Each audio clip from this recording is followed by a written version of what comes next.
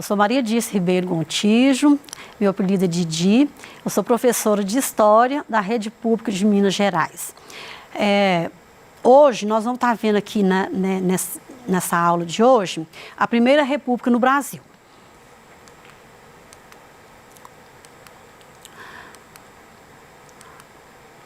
Nós vamos então estar analisando as mudanças e permanências ocorridas na sociedade durante essa primeira república após o fim da monarquia. A gente vai estar identificando as principais características dessa primeira república. Nós vamos descrever o governo do Marechal Deodoro da Fonseca e do Floriano Peixoto, tá? A república oligárquica vai ser o nosso próximo assunto da próxima aula. Bom, o que é que vem a ser república? Você já pensou para parar e pensar sobre isso? Você já parou para pensar sobre isso?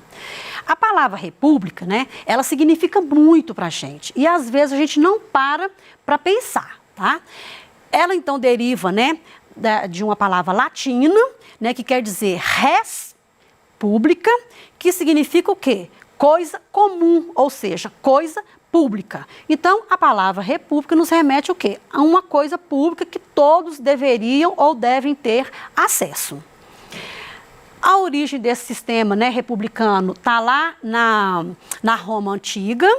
A república, então, é uma forma de governo na qual o chefe ou o presidente, no nosso caso, é eleito pelo povo e ele tem um mandato que tem um tempo determinado.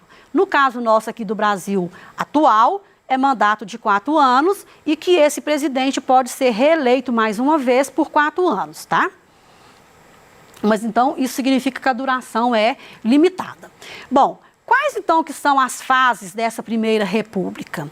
A primeira república que a gente fala, ela vai de 1889, que foi a sua proclamação, até 1930, tá?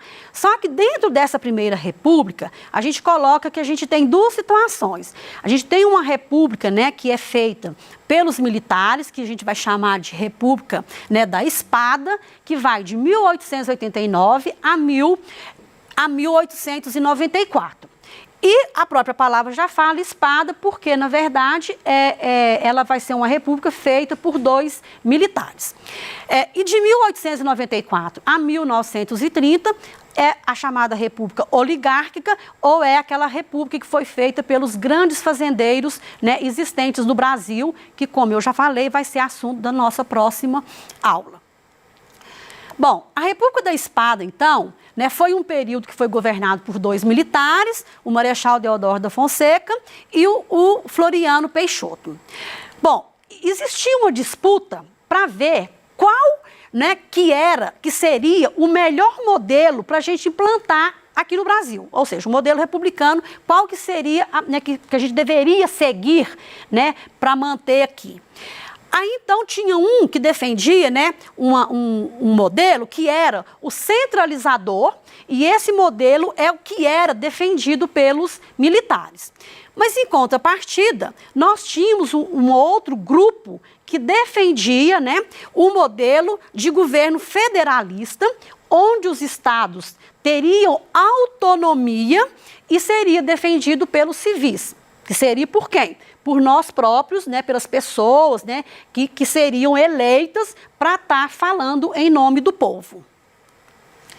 O governo provisório, então, de 1889 a 1891, que foi o governo do Marechal Deodoro, ele, então, foi implantado na noite do dia 15 de novembro de 1889, quando foi proclamada a República, e ele foi até fevereiro de 1891. Aqui tem uma imagem do Deodoro, todo condecorado. Aí eu faço a pergunta para vocês. Você já pensou, como que foi a participação da população brasileira, da população geral brasileira, nessa nova república? Vocês acham que teve muita participação, que eles foram, o tempo todo foram convidados a participar? Ou vocês acham que foi feita uma coisa à parte, onde determinados grupos participaram? Vamos estar vendo isso agora. Bom, Esse governo, então, na verdade, ele foi formado no primeiro momento por membros do Exército e por fazendeiros que representavam, né, a cafeicultura no Brasil, que era o nosso maior produto que a gente tinha aqui na época, tá? E determinadas classes urbanas, a gente tinha uma pequena representação de umas classes mais, né, umas classes mais elevadas também das classes urbanas, mas não era tanta não, tá? O Deodoro da Fonseca, ele tentou conciliar, né, tudo que os vários grupos, né, queriam, esses interesses, mas não foi fácil, não. Ele teve que, no primeiro momento, né, banir a família real do Brasil, aí essa família real lá do Dom Pedro, eles voltaram, né, para a Europa e foram exilados lá. E aí, então, ele transformou as antigas províncias, né, e formou, então, né, implantou os estados aqui já dentro do federalismo. As primeiras medidas ainda, a gente pode estar falando aqui que ele separou, né, a igreja do Estado, que até então a igreja ela dependia, né, do Estado, aí a partir desse momento, então, a igreja tornou-se laica, tá? Houve uma separação. Ele concedeu nacionalidade brasileira, né, para todos os estrangeiros que já residiam aqui no país. Ele reconheceu os compromissos, né, principalmente os compromissos financeiros deixados, né, pela monarquia no Brasil, para não deixar, né, as pessoas serem lesadas.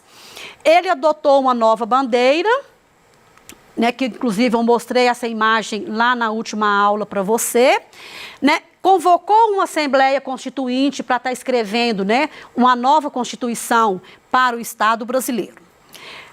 Aí nós tivemos, né, um problema aqui no Brasil, né, nessa época, que foi um problema muito sério economicamente, que a gente chama de encilhamento. Como o governo, né, ele assumiu os compromissos da monarquia, né, das dívidas da monarquia, que não foram poucas, ele começou a ter problema financeiro. Aí, então, o seu ministro, né, na época lá da economia, ele implanta uma política que ficou chamada, né, conhecida como encilhamento, e aí, esses efeitos dessa política foram muito ruins, negativas mesmo, para aquele momento no Brasil, que nós vamos estar vendo que o Deodoro da Fonseca não consegue permanecer, né, no cargo, tá?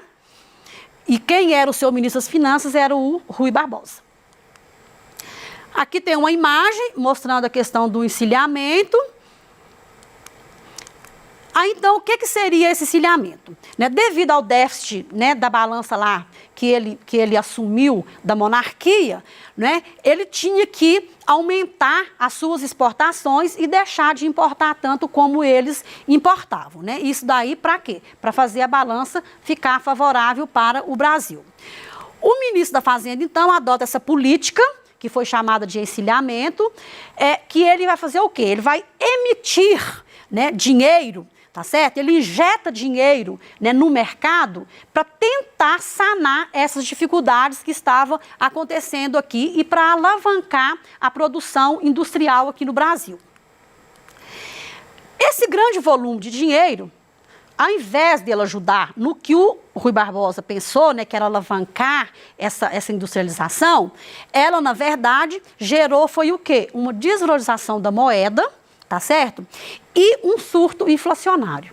E isso, claro, que a população, né, mais pobre é que sofreu todas as consequências disso daí, e aí foi gerando um clima de insatisfação, né, que vai realmente desenvolver até o ponto, né, de fazer as eleições e realmente o Marechal ter que deixar o poder.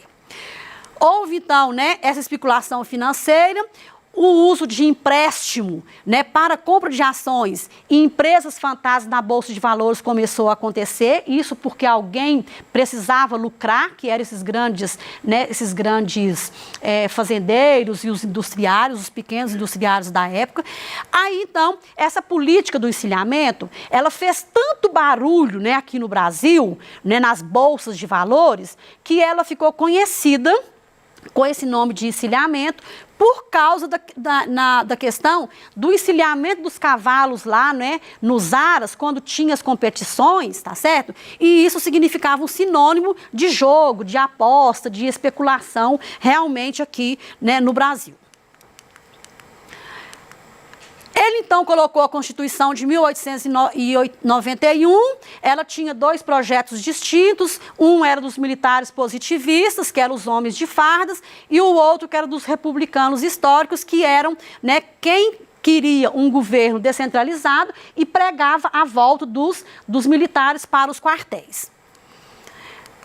Ela também, né, ela foi promulgada no dia 24 de fevereiro de 1891, teve a influência da Constituição americana, a forma de república implantada, então, de governo foi a república, o sistema de governo era o presidencialista, e a forma de Estado, o federalismo, como queriam os grandes cafeicultores aqui do Brasil, que era o Partido Republicano Paulista. Teve a divisão dos poderes, como é hoje, né? No executivo, no legislativo e no judiciário. O executivo seria o papel do presidente, o legislativo, a nossa Câmara de Deputados e de Senadores, e o judiciário, né? Os juízes, no caso nosso, é o Supremo Tribunal Federal. A eleição para presidente foi de voto direto, né, salvo o primeiro que foi eleito lá pela Assembleia, no caso do Marechal, o mandato de 4 anos sem reeleição e o voto. Ele não era secreto, eu tinha que mostrar em quem eu estava votando, ele foi censitário, quer dizer, você tinha que ter uma renda mínima para poder votar, e para cidadãos alfabetizados e maiores de 21 anos de idade. Então aqui ele excluiu quase que a população brasileira inteira. Tá? Por quê? Ele excluía quem era analfabeto, na época lá nós tínhamos um analfabetismo altíssimo no Brasil. Ele excluía mendigo, ele excluía soldados, ele excluía os religiosos e também excluía, né, claro que as mulheres, tá? O voto feminino, né, ele só veio, né, a ser certo em 1930, né? Que nós conquistamos, nós mulheres conquistamos esse direito ao voto em 1930, já no governo do Getúlio, e a gente vai votar pela primeira vez em 1932, tá? O caráter patriarcal, então, não deixava que as mulheres votassem, né, por essa primeira Constituição. O governo do Deodoro, então, teve as eleições, né, entre o Marechal Deodoro e contra o Prudente de Moraes. Só que nessa época, gente, era diferente a forma de eleição.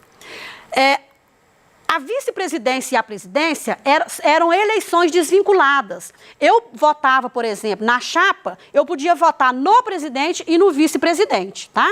Aí o que aconteceu aqui na época? O vice-presidente da chapa contrária venceu as eleições. Aí o Deodoro, então, teve que ficar com uma pessoa que era contrário às ideias dele. O início do governo de Deodoro foi marcado por uma enorme, né, oposição no Congresso. Ele, então, tentou afastar todos os presidentes do Estado que foram opositores ao seu governo, né, e tentou, né, aí ele foi acusado, então, de estar querendo montar um terceiro poder, que seria o quarto poder, que seria o poder moderador, que o Dom Pedro II tinha, né, aí que estava voltando às bases lá da monarquia. O Congresso, então, para evitar esse poder moderador, ele então coloca uma lei que foi chamada Lei de Responsabilidade, que foi aprovada, né, foi aprovada mesmo após um veto presidencial, mas essa lei, por ela, né, os direitos ali, né, de presidente estavam reduzidos. Eles reduziam determinadas, né, situações que o presidente não poderia estar fazendo, né, não poderia ter o poder de estar resolvendo. O Deodoro, então, ele dissolve o Congresso, né, e fala, eu não posso por mais tempo suportar esse Congresso, né? Mas quem não está suportando ele, na verdade, é o restante das pessoas. Aí acontece a revolta da Armada, né, que foi uma oposição civil liderada lá pelos paulistas, que era o grande Estado brasileiro, e com o apoio do vice-presidente, né, que estava com ele, tá? Diante dessa possibilidade de uma guerra civil, então, o Deodoro vai renunciar. Aí entra, então, o governo, né, do Floriano Peixoto, que era o seu vice. Tá? Ele busca controlar a especulação e a inflação. Aí acontecem diversas disputas, né, no sul do Brasil, tá? Essa disputa, então, foi pelo PRR, né, que tinha ideal positivista, né, e forte centralização, e teve o Partido Federalista, que era mais liberal e descentralizador. Com isso, então, a gente teve uma Revolução Federalista, que foi a ocupação lá no Rio Grande do Sul, Santa Catarina e Paraná, e teve uma feição de guerra civil mesmo. Foi uma guerra que foi totalmente controlada, mas que foi uma guerra muito forte, né, para esse governo. De acordo com a Constituição, ele deveria governar somente por 3 meses e convocar as eleições, mas aí ele opta por ficar, né, no poder, não é isso? E aí, mesmo de forma inconstitucional, ele fica. Aí teve, né, uma ameaça de uma segunda revolta, né, segunda revolta da Armada, que foi lá no Rio de Janeiro. Floriano, então, determina a repressão, e claro que aí o movimento, né, é repreendido, tá? Ele recebe o título, então, de ser o Marechal de Ferro por causa disso, mas, ao mesmo tempo, ele, né, foi o consolidador da República, né, no Brasil. E, com o fim do governo Floriano, termina também a República da Espada, né, aqui no Brasil, que foi a república que a gente coloca, que foi governada por 2 militares. A gente teve outros momentos aqui no Brasil, que você vai estar estudando posteriormente, né, lá na década de 60, que a gente vai ter mais um governo, né, militar no Brasil. Mas esse foi, né, dos 2 foi o primeiro. Aí, então, tem início, a partir, né, dessa cisão aqui, né, da renúncia aqui do término do governo do Floriano, a gente vai ter, então, né, o começo da nossa república oligárquica, que é aquela república onde ela vai ser feita pelos grandes latifundiários, né, do Brasil. Tá? E esses grandes latifundiários eram formados por quem? Pelos cafeicultores e pelos, né, agropecuaristas que trabalhavam com o leite, tá? Aí, né, tem aí o nome que nós vamos estar estudando na próxima aula, que seria também, né, a República Oligárquica, que passa pela República do Café com Leite. Bom, trouxe aqui uma atividade para você estar fazendo, né, aí na sua casa, nesse tempo de quarentena, tá certo? Que você vai fazer um texto, né, uma redação de pelo menos 20 linhas, né, onde você vai colocar tudo que a gente estudou, né, que a gente viu o tema aqui hoje dessa primeira República do Brasil, lembrando que essa primeira República também foi chamada de República da Espada, tá?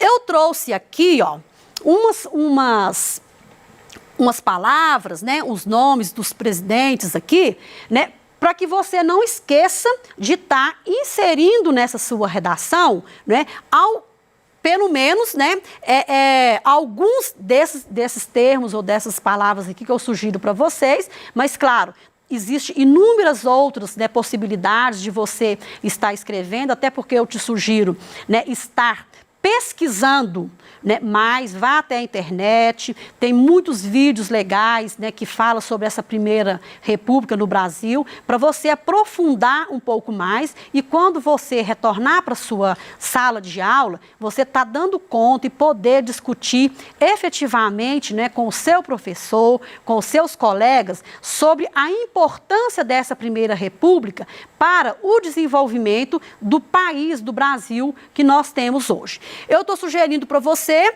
né, o nome do Marechal Deodoro da Fonseca, Primeira República, Revolta da Armada, né, Constituição de 1891, Marechal Deodoro, e claro que tem outras, né, tem a Revolta da Armada, tem outras coisas aí que você pode estar usando para estar fazendo esse texto, para estar mostrando para o seu professor. Bom, a nossa aula de hoje, né, ela está terminando, mas eu espero, né, que você realmente aprofunde um pouco mais, né, no tema, né, que eu já coloquei que é muito interessante. Eu espero em breve, muito em breve mesmo, né, estar de volta aqui com você para a gente dar sequência no tema que nós vamos estar vendo, que é a República Oligárquica, né. Aí, enquanto isso, então, eu sugiro, né, que você fique em casa, tá? Que é a única forma realmente da gente estar, né, nos resguardando dessa pandemia, né, tão maléfica que está sendo aí para esses tempos difíceis que nós estamos vivendo.